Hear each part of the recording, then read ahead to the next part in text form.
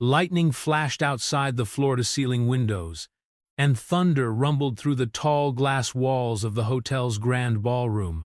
Inside, elegant music floated over hundreds of guests, dressed in their finest suits and gowns. Chandeliers sparkled overhead, reflecting gold and silver lights on the marble floors. Servers circled the hall, offering trays of champagne and delicacies arranged like miniature works of art. But the most dramatic sight was at the front of the ballroom, where a groom in a finely tailored tuxedo stood beside his bride. Everyone waited for the officiant to begin the vows that would join two wealthy families in what many had called the wedding event of the year. Cameras flashed as if the press wanted to capture each second of this special day. No one noticed the slim figure of a woman moving to the back of the room, holding a small boy's hand. She wore a simple black waitress uniform. Her face looked pale, and her eyes darted around nervously. The little boy clung to her, scanning the room with wide, curious eyes. He had dark hair, big brown eyes, and a restless energy that made him shift from one foot to the other. He wore sneakers that squeaked softly on the polished floor. A hush fell over the crowd as the officiant stepped forward. He lifted his hands, about to invite the bride and groom to recite their vows. The bride, tall and elegant in lace, glanced at her fiancé with adoration. The groom, with jet-black hair and sharp features, smiled politely at his guests, though he looked a bit tense. Maybe wedding day nerves, people thought. Suddenly, the little boy at the back squeezed free from his mother's grip. He spotted the groom's face and gasped. He turned to his mother with a look of shock and wonder. Before she could stop him, he raced down the aisle, dodging chairs, weaving between startled guests, and sprinted right up to the groom. "Dad!" the boy shouted, voice echoing across the silent hall. "Dad! I found you!" The music stopped. A ripple of gasps swept the ballroom. The bride froze, her bouquet trembling in her hands. The groom's eyes grew wide, his jaw dropping slightly. He stared at the child, speechless. At the back of the room, the woman in the waitress uniform rushed forward, her face stricken with panic. People began whispering. Someone muttered, "What is going on?" Cameras flashed wildly, capturing the boy hugging the leg of the shocked groom. The boy's mother reached him, pulled him close, and tried to apologize, stammering something about a mistake.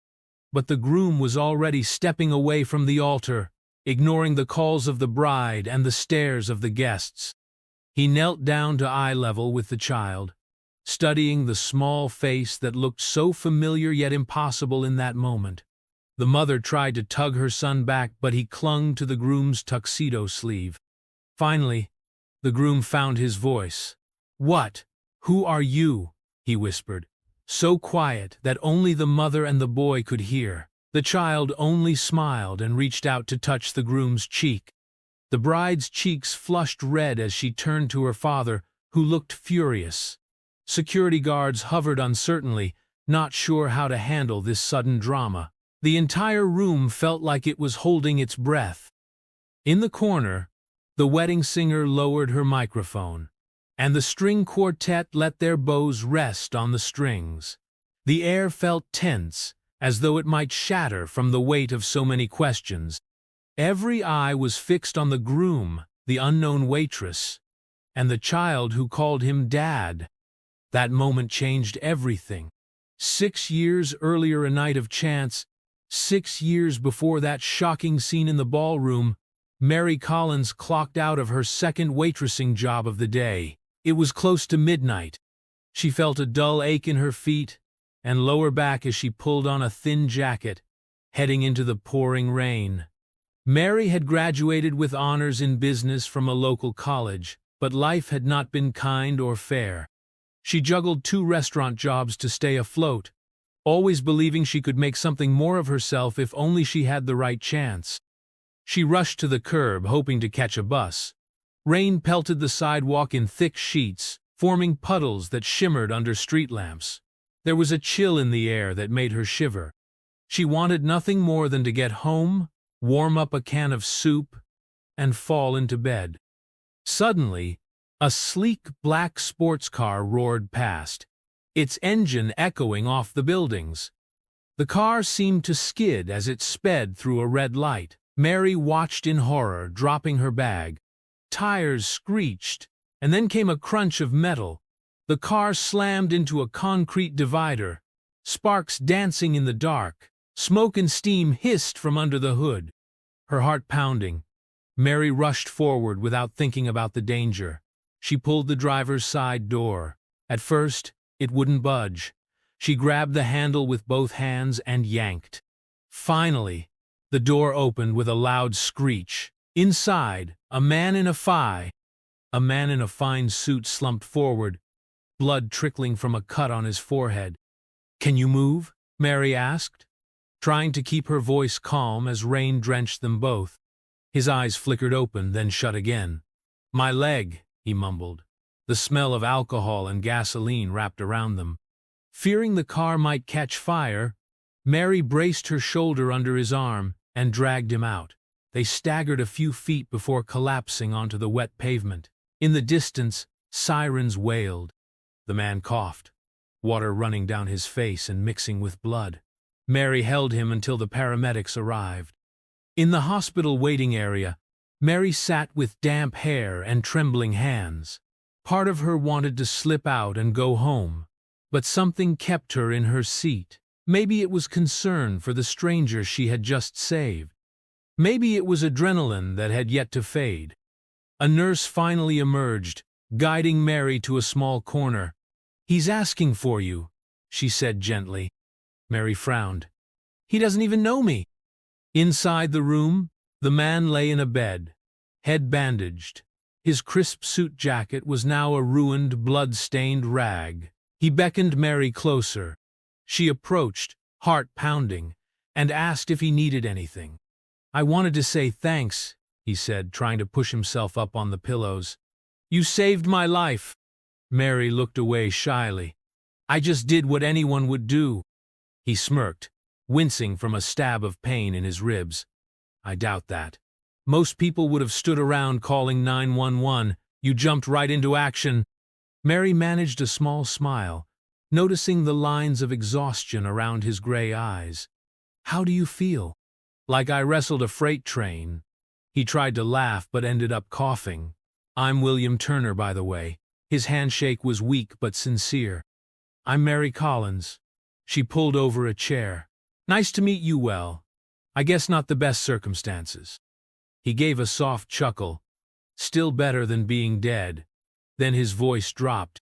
She did have to leave. She was exhausted. But something in his eyes made her pause. "I can stay for a little while." They talked in hushed tones until a doctor came in. The doctor told William he had suffered a concussion and a few bruised ribs. They wanted to keep him overnight, but William said no, that he could recover at home. Mary was shocked by how easily William dismissed the doctor's advice. When the staff told Mary she was free to leave, William insisted on giving her a ride home. She was hesitant. It felt strange to accept a ride from someone she had just met, but she saw how he struggled to even stand without grimacing, and she found herself relenting. "All right, but only if you have a driver this time." He did. A driver arrived in a black SUV, eyes wide upon seeing his boss battered and bandaged. During the ride, William asked about her life, her work. She answered simply. She did not want to reveal how tough things were for her, how money was always a problem. She only said she was a waitress at 2 restaurants. After a moment, he reached into his pocket and handed her a card. "That's my number," he said. "If you ever need anything, call me." Mary slipped the card into her coat pocket with a polite thanks, not planning to use it. She never imagined that this rainy night, with twisted metal and ambulance lights, would lead to the greatest upheaval of her life. A moment that changed everything. Several days passed. Mary went back to her usual routine, waking up at dawn, taking the bus across town to her breakfast shift, grabbing a quick break in the afternoon, then heading to her evening job at a more upscale place. She told no one about the accident except her roommate. Life continued as if nothing had happened. One night, as she finished her shift at the upscale restaurant, Mary was cornered by her manager, who was in a foul mood. He scolded her for being slow clearing tables. She tried to explain she had to help a new coworker carry trays, but he didn't care. He threatened to dock her pay, though that was barely legal. It felt so unfair that she had the strong urge to quit. Tears stung the corners of her eyes. She escaped to the alley behind the restaurant, letting the cool air soothe her burning cheeks. Then she remembered the card William had given her. She fished it out of her purse, running a finger over the raised lettering William Turner, CEO Turner International Properties. She had not known who he was until that moment. She typed his name into her phone's search engine and was stunned by the results. Page after page showed him at galas, business conferences, and charity events. He owned luxury hotels all over the world, it seemed. He was interviewed by magazines and called a real estate visionary. She felt a surge of disbelief. The man she had saved from a crashed car was not just wealthy. He was one of the richest men in the country. Part of her felt a pinch of resentment. He could easily live in comfort, far from the struggles she faced daily. Another part of her remembered the vulnerable look in his eyes at the hospital, how he had seemed almost lonely. Eventually, curiosity got the better of her, and she dialed his number. She intended just to leave a quick voicemail, say hello, and maybe get some closure. He picked up on the second ring. "Mary?" His voice was calm, but there was a smile in it. She froze for a moment, not expecting him to remember her name so easily. "Yes. Sorry if this is a bad time." "It's never a bad time," he said. "How are you?" She found herself telling him about her boss, about her exhaustion, about feeling trapped. His tone grew serious. "I have an idea," he said. "Would you meet me for coffee tomorrow morning?" Mary hesitated. She was nobody in his world, but she also recalled his kindness. "Sure," she said softly. They met at a quiet cafe downtown. William arrived first, wearing a navy suit and leaning on a cane. He stood when Mary entered, offering a slight bow. Despite his injuries, he had an air of power she could feel the moment she walked in. But he pulled out her chair like a perfect gentleman. They ordered cappuccinos, and she was aware of how different they looked together. Him, polished and well-known. Her, in a worn-out sweater with tiny holes at the sleeves. William explained that his company was looking for fresh talent in hospitality management, someone with good instincts about customer service. He suggested she apply for an entry-level corporate training program at Turner International. At first, Mary thought it was a joke. She had never worked in an office environment. Her entire resume was waitressing and a short stint at a retail store. But William insisted. "You have real potential," he said, folding his hands on the table. "I know how to spot talent. You saved my life, and I won't forget that. Let me return the favor." Mary's heart pounded. She was torn between excitement and doubt. She didn't want a handout. She didn't want to be seen as a charity case. Yet she couldn't deny that this could be her big break. "All right," she said at last, sipping the last of her coffee. "I'll think about it." William smiled, relief in his eyes. "That's all I ask." She left the cafe with a flicker of hope she hadn't felt in years. She had no clue that within a matter of weeks, her life would take an even more unexpected turn, one that no job offer or training program could overshadow. A secret grows. 2 months later, Mary sat in her tiny bathroom, holding a plastic stick with a growing sense of disbelief. Positive, she was pregnant. All she could do was stare at that pink line, her mind swirling with panic. She knew the dates. She knew exactly when it happened. That night of the car accident, when William had insisted on giving her a ride home, and they ended up sharing a strange, heated connection that neither had planned. They had never spoken of that one night again. After the coffee meeting where he offered her a chance at Turner International's program, Mary had become overwhelmed with life. Her manager at the restaurant fired her over a small mistake, her rent went up, and she started feeling nauseous almost every morning. She stopped returning William's calls.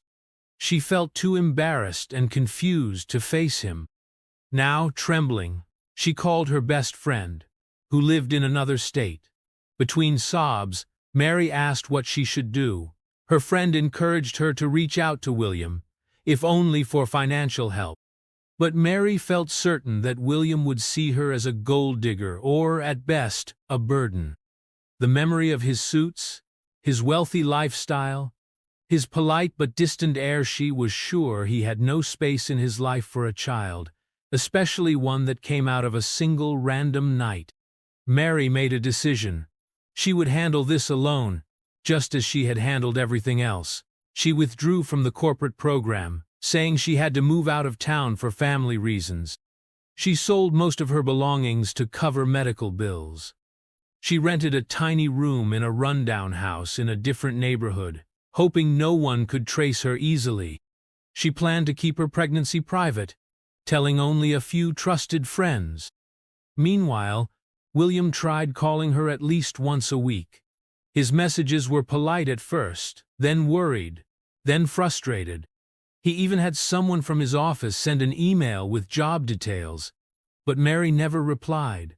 She listened to each voicemail, feeling guilty tears burn her eyes, but she erased them one by one. She told herself it was better this way. No complicated drama, no heartbreak. She would raise her child in peace, away from the looming shadow of a billionaire father. She refused to let her baby be an object in William's business world. Every time she felt a kick in her belly, she reassured the life growing inside her, promising she would do whatever it took to keep them both safe and free. As the months passed, her belly grew, and so did her determination. She found a new waitressing job in a diner that catered to the morning crowd. She worked until she was too pregnant to stand all day. When the time came, she gave birth to a healthy baby boy named Kevin. Holding him for the first time filled her heart with awe and a fierce, protective love. She never told William. She convinced herself it was the right choice. But deep down she wondered if she had stolen something precious from her son, the chance to know his father. Building dreams, running from fears, years slipped by. Kevin grew into a bright, curious child, always asking questions, always wanting to explore. Mary found a steady job at a nicer restaurant, one that offered benefits.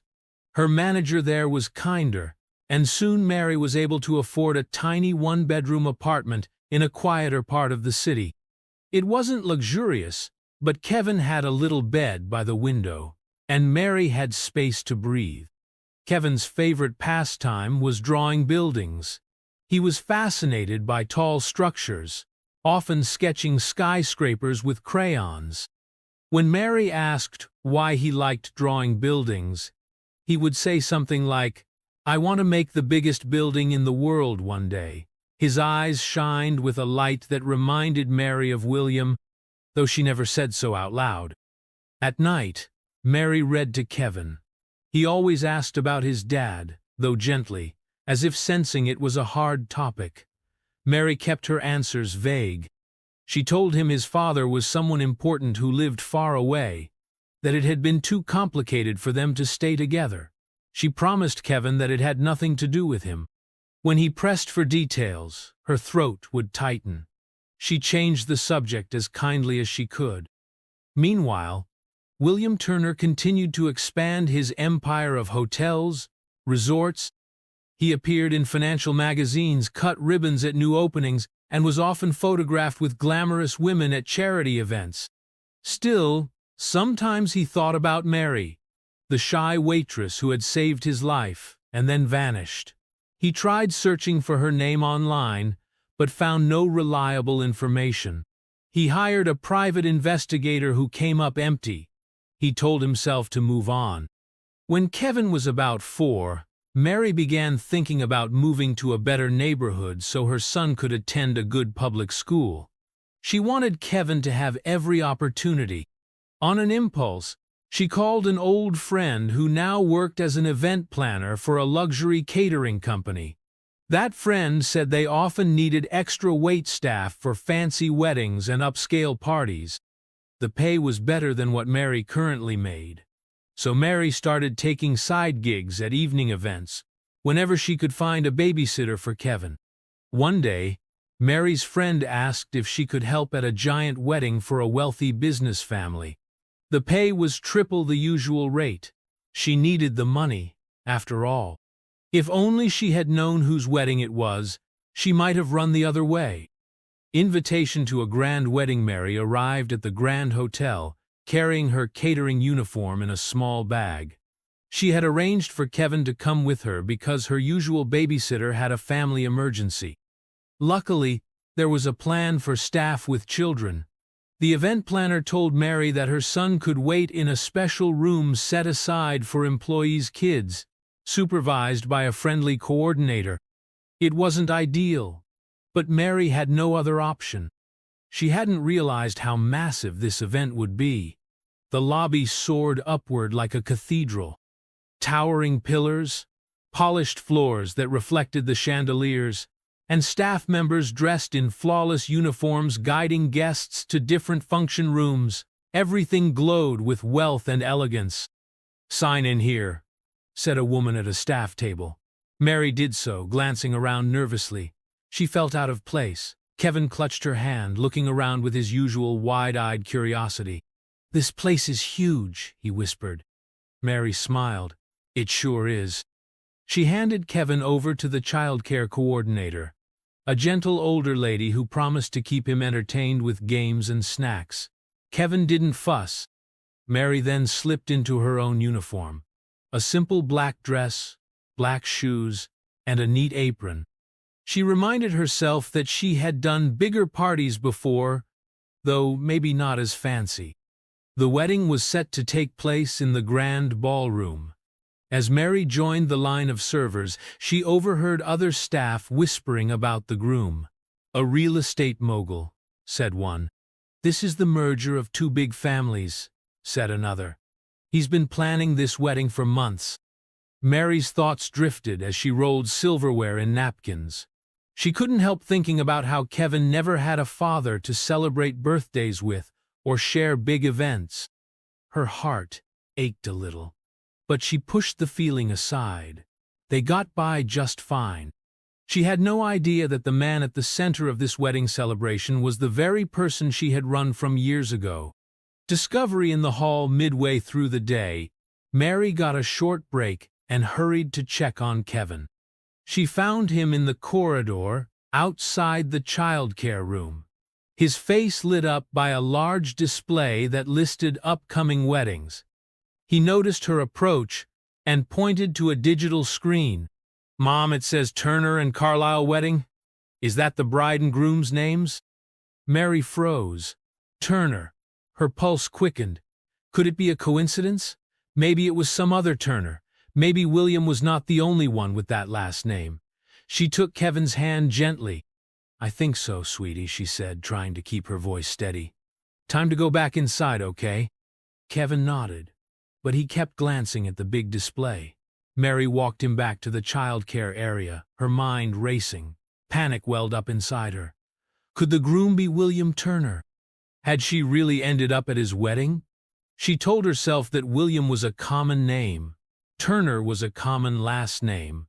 Still, she felt a cold sweat. When Mary returned to the ballroom, she peeked through a crack in the doors and saw a tall man in a tuxedo talking to an older gentleman. Even though Mary could only see him from the side, she felt her heart hammer against her chest. It was William. The same strong jaw, the same posture. He looked more mature, but it was definitely him. A swirl of emotions nearly made her dizzy. There he was, the father of her son, the man she'd left behind without a word, and he was about to marry someone else. She thought of fleeing immediately, dragging Kevin and escaping. But it was too late.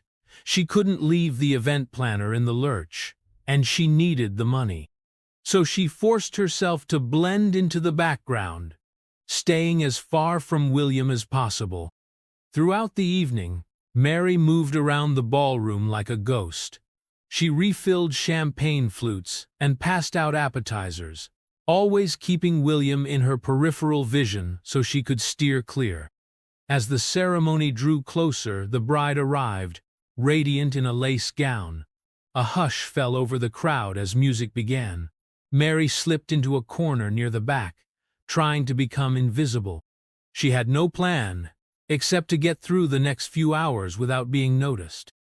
She told herself everything would be finesse, just had to stay quiet. But fate had other ideas. In a room that size, with hundreds of guests, it should have been easy to remain unseen. Yet, in life's biggest moments, the smallest chance can change everything. Kevin's unexpected entrance. In the staff childcare room, Kevin grew bored. He finished all his coloring pages and ate the snacks given to him. Curiosity buzzed in his mind. He wanted to see more of the Grand Hotel, especially the ballroom. So, when the childcare worker got distracted by another child, Kevin slipped out into the hallway.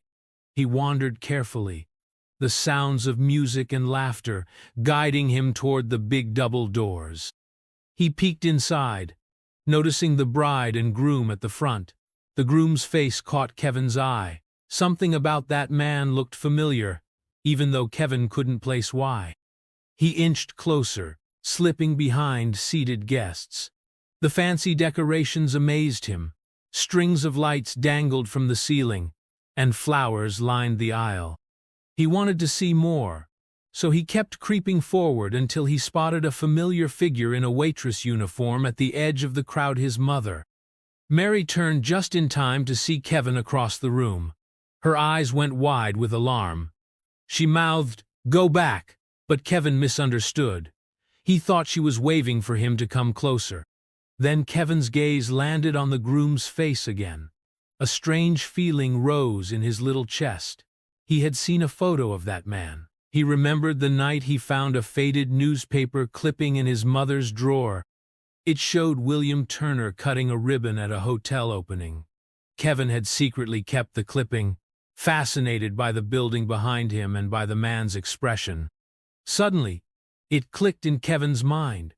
That man in the photo was here, right now, dressed like a groom. Kevin couldn't hold back. He raced down the aisle, past rows of stunned guests. Mary lunged forward, trying to stop him, but her heels skidded on the polished floor. Before she could catch him, Kevin shouted a single word that changed everything. "Dad!" After the shout, a hush fell over the crowd. Everyone looked from Kevin to the groom, then to Mary. The bride's face turned pale. William stared at Kevin with total confusion. It was like a puzzle piece he never knew was missing had just landed right in front of him. Mary, breathless and shaky, managed to reach Kevin. She tried to pull him back, murmuring apologies to the stunned bride and groom. But Kevin wouldn't let go. He kept looking at William with a mixture of awe and relief, as though a door had opened in his mind. William's fiancée, her voice trembling, demanded, "Who is this child?" She looked at Mary, eyes full of shock and anger. "Is this some kind of ploy?" Mary tried to speak, but no words came out. William placed a gentle hand on the boy's shoulder. His entire world had just flipped on its axis. He recognized Mary then, fully. She had changed her hair, but her face was the same. He had dreamt of those eyes many times since she disappeared. "This wedding is over," said a voice from the bride's family side. Security guards hurried forward, as if to remove Mary and Kevin. All at once, reporters began shouting questions, cameras flashing. Some guests began to whisper about scandal. The bride cried out, tears streaming, and hurried away with her father. Nobody followed her, too stunned by what was happening. William's gaze shifted from Kevin to Mary. "Mary," he whispered in a raw, shaky voice, "is he my son?" Mary's cheeks were wet with tears. She nodded, clinging to Kevin. In that moment, William felt anger, betrayal, and overwhelming sorrow. But he also felt a deep, undeniable sense of wonder at the boy who looked back at him with the same color eyes. The guests parted like waves as William led Mary and Kevin out of the ballroom. The wedding was in chaos, but none of that mattered. Everything now revolved around the small child who had called him Dad in front of the world. Confrontation in a private suite. William's personal security ushered them into a suite high above the city. It was a luxurious space with huge windows overlooking the skyline. Mary stood near the sofa, trembling. Kevin sat beside her, chewing his lip. William paced back and forth, removing his tie with unsteady fingers. "What just happened?" he said at last, turning to Mary.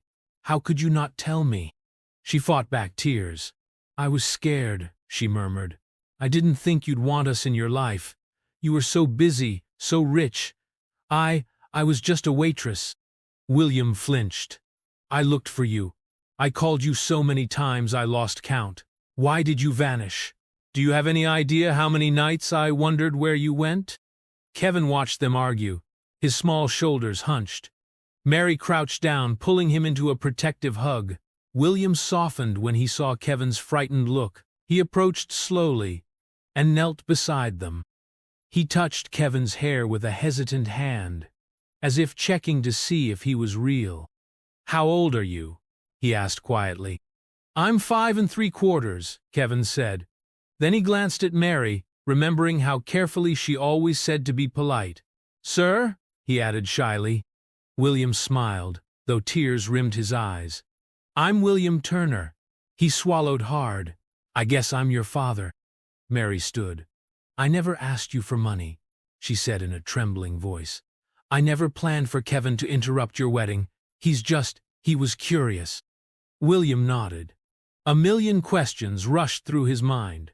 Kevin's birthday, what he liked to eat, whether he got sick often, what his first words were. He felt a deep wave of regret that he had missed all of it. Yet this moment wasn't just about his own regret. It was about figuring out the future. They agreed to talk privately later, away from the child's ears.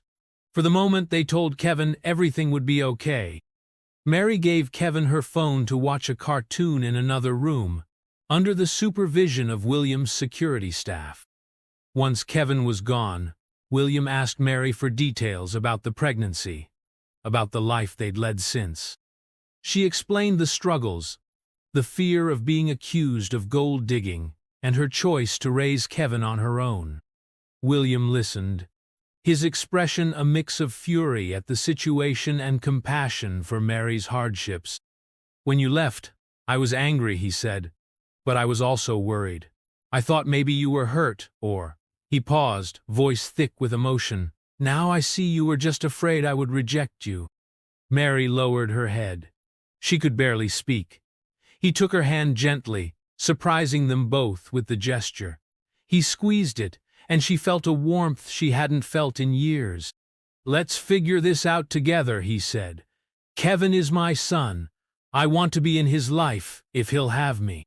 Mary nodded, tears rolling down her cheeks. "I want that too," she whispered. "But the wedding—" William let out a breath. "The wedding is a disaster," he said flatly. "But right now, I need to focus on our child. That's what matters. Everything else can wait." And in that quiet suite, amid the chaos of a ruined ceremony, they decided to put the child first. Yet their troubles were just beginning.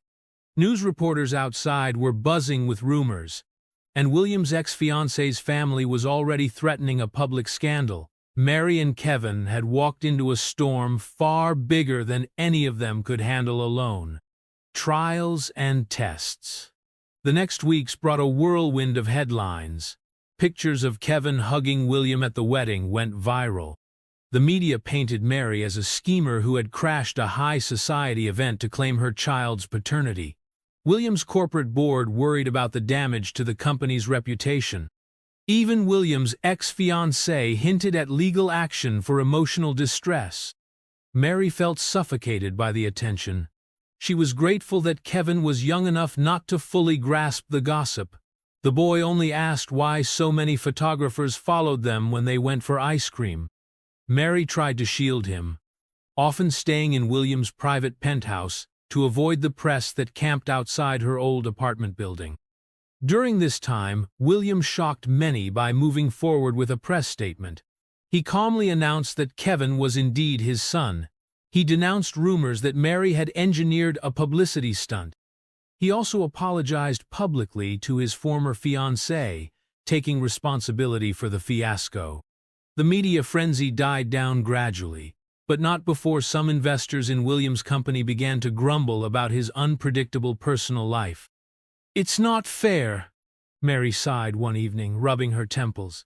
"They're acting like you messed up everything just by being a father." William shrugged, though his eyes were tired. "It's how they are. Business wants stability, no surprises, but I won't turn my back on my son." Kevin, who had been playing with toy cars in the corner, wandered over. "Dad, can you help me build a racetrack?" he asked. It was still new for him to call William Dad, but the more he said it, the more natural it felt. William's eyes lit up, and he swept Kevin into his arms. They laughed as they spread toy tracks across the living room floor. Mary watched them, her heart full of conflicting emotions. She loved seeing Kevin happy, but she also feared the power William had to reshape their lives. Would this be another heartbreak?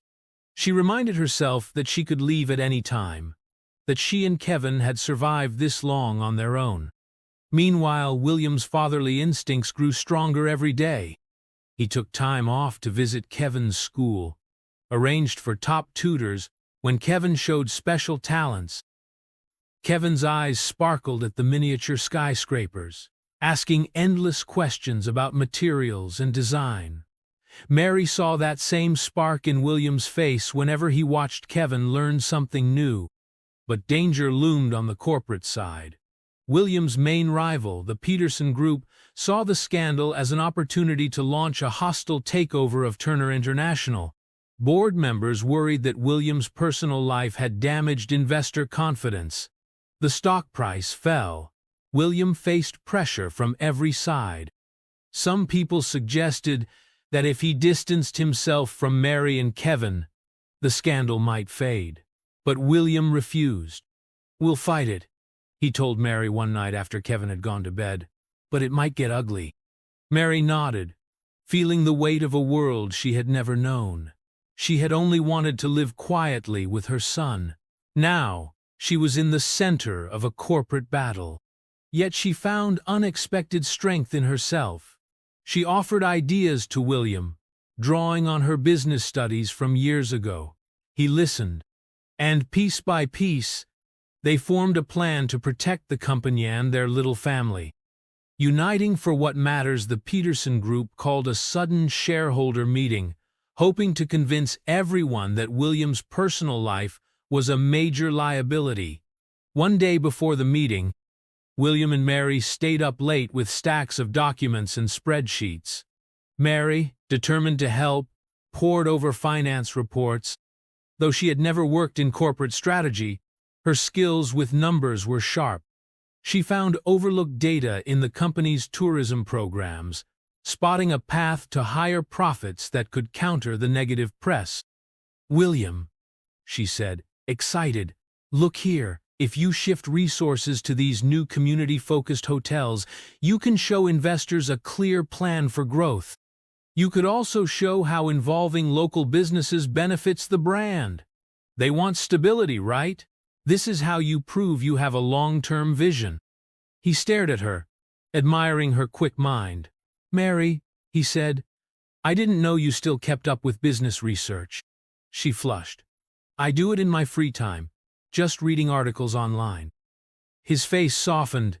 "You're brilliant," he said. "Thank you." They worked until they were both exhausted, refining a presentation that would catch the shareholders' attention. The next morning, Mary waited nervously at home with Kevin while William went to the meeting. The hours dragged. Kevin asked if Dad would lose his job, and Mary tried to smile and say everything would be fine. Inside, she wasn't so sure. Then at noon, William phoned. "We did it," he said, his voice nearly shaking with relief. "They voted against the takeover. The new plan you helped me present really turned the tide. They're giving me their full support." Mary let out a cry of joy, hugging Kevin so tight he squealed. Tears sparkled in her eyes. "We did it," William corrected. "Now, I want you and Kevin to meet me at the office. There's something I need to show both of you." Building something new that afternoon, Mary brought Kevin to Turner International's sleek skyscraper. They rode a private elevator to the executive floor.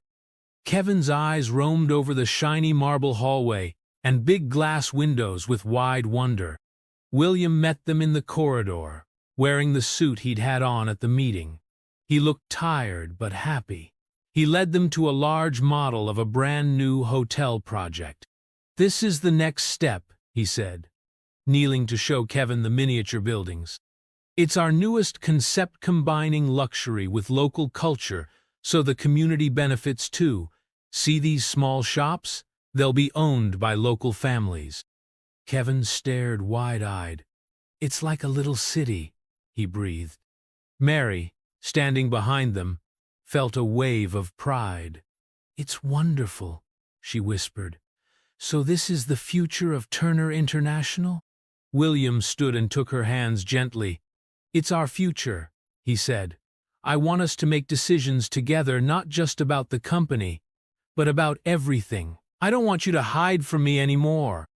I don't want Kevin growing up feeling like he has to guess who his father is. I want to give Yus a real home." Mary's eyes welled up. She still worried about the difference in their worlds, the gossip, the potential heartbreak. But in William's eyes, she saw sincerity. She saw how he doted on Kevin, how he was ready to fight for them. There was risk, but for the first time, Mary felt that staying might be worth it. "Okay," she whispered, and he pulled her into a tender embrace, with Kevin tugging at their sleeves, wanting in on the hug. They laughed and scooped him up, the three of them locked together in a moment of unity. For once, Mary believed they could build something beautiful and lasting. Another wedding day months passed, and William's new strategy thrived. Turner International soared in popularity for its progressive approach. The press shifted its tone, praising William as a father who put family first, while still leading a successful business. Mary found work in the company's community outreach department, blending her experience and newly polished skills. She loved it, especially because she could see Kevin after school without worrying about missed pay or awkward hours.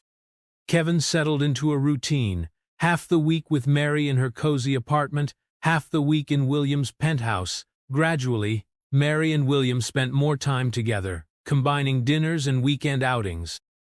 It started feeling easier and more natural for them to share space, to plan daily life as a family. Kevin thrived, showing a keen interest in architecture, devouring any book on buildings he could find. One quiet night, William invited Mary to his rooftop garden.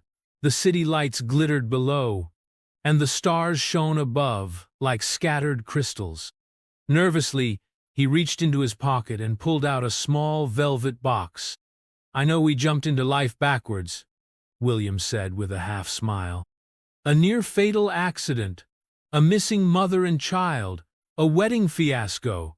But every moment with you and Kevin makes me want us to be a real family. Will you marry me?" Mary's heart pounded. She glanced at the box and saw a simple ring, a small diamond. Nothing flashy. She realized that was perfect, because William finally understood her. Tears slipped down her cheeks as she said yes. He slid the ring onto her finger. Kevin, who had been told to wait just around the corner, came out laughing and cheering. This time, there would be no chaos, no shocking interruptions. They planned a smaller wedding, more private. though inevitably some reporters still hovered. Many powerful business figures and close friends received invitations. But the star guest was Kevin, who insisted on helping with every detail, from picking out the flower arrangements to choosing what kind of cake they would have. On the morning of the wedding, Mary felt a little anxious as she slipped into her dress.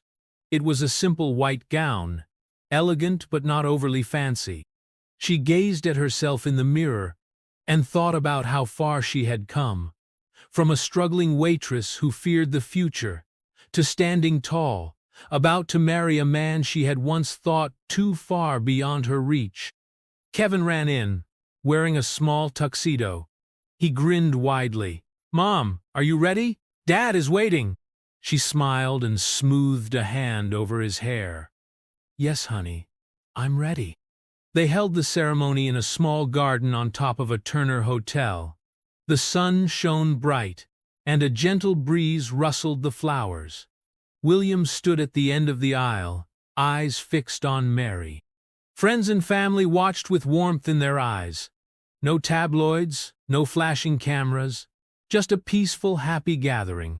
When Mary reached him, William leaned in to whisper, "We made it." She nodded, tears threatening to spill. Kevin stood beside them, his hands clasped, looking proud to see his parents finally together. Their vows were simple promises of honesty, loyalty, and trust. Kevin even got to speak, saying he was happy his parents were a team now. Laughter and applause followed. At last, they were pronounced husband and wife. William and Mary kissed softly. Kevin jumped up and down, clapping in excitement. The guests cheered, some wiping away tears of their own. Later, at the reception, Mary and William led Kevin onto the dance floor, letting him stand on their shoes. Soft music played while the new family swayed together, under the warm glow of string lights. It felt like a dream, but one built on real foundations, real hardships, and real hope. A happy home. In the following weeks, life settled into a bright new rhythm.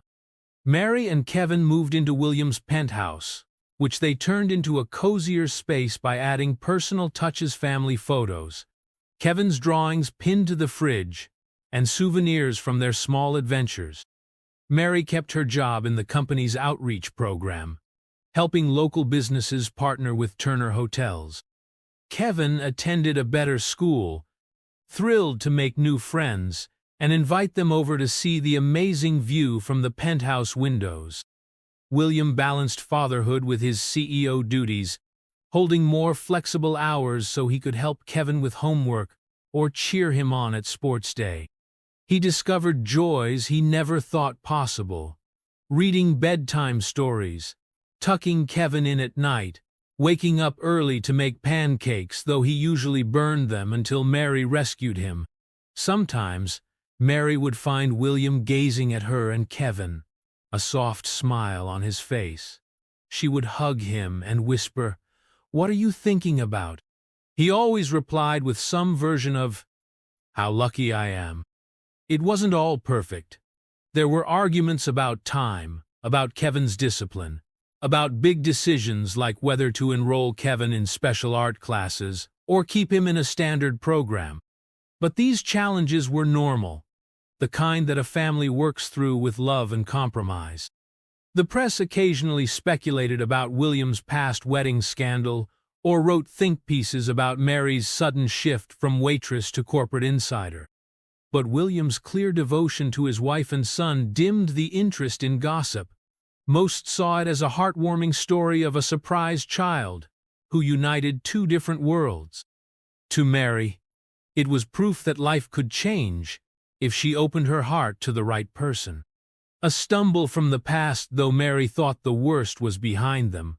A final twist arrived when a former business rival tried to spread rumors that Mary had faked paternity. This person claimed to have documents proving Kevin was not William's son, aiming to shake investor trust once again.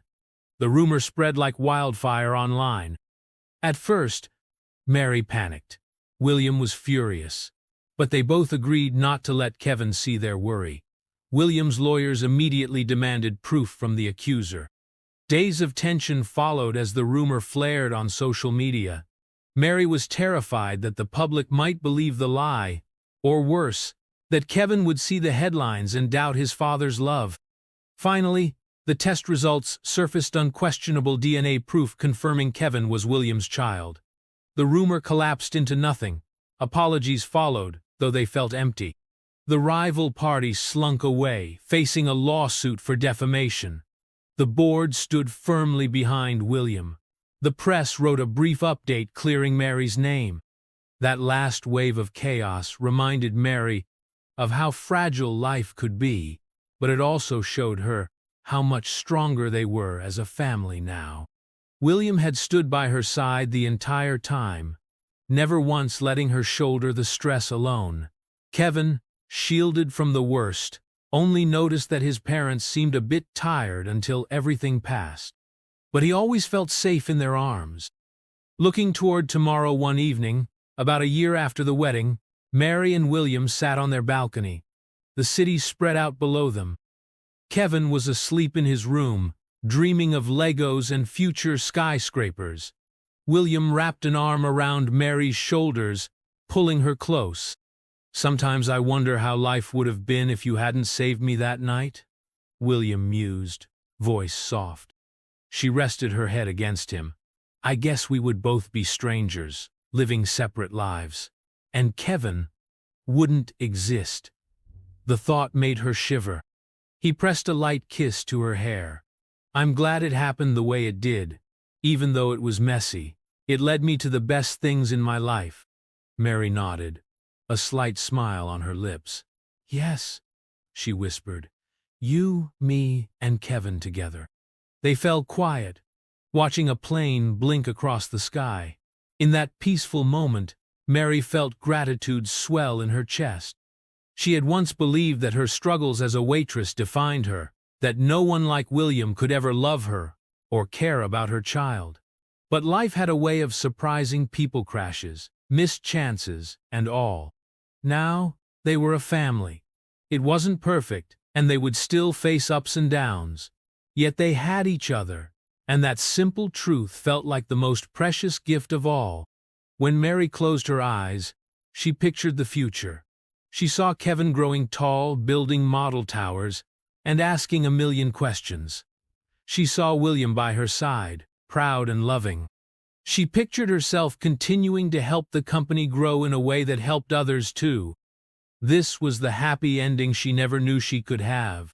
It was also a new beginning, one filled with hope, possibility, and the knowledge that love could transform even the most unexpected accidents of life into something brilliant and strong.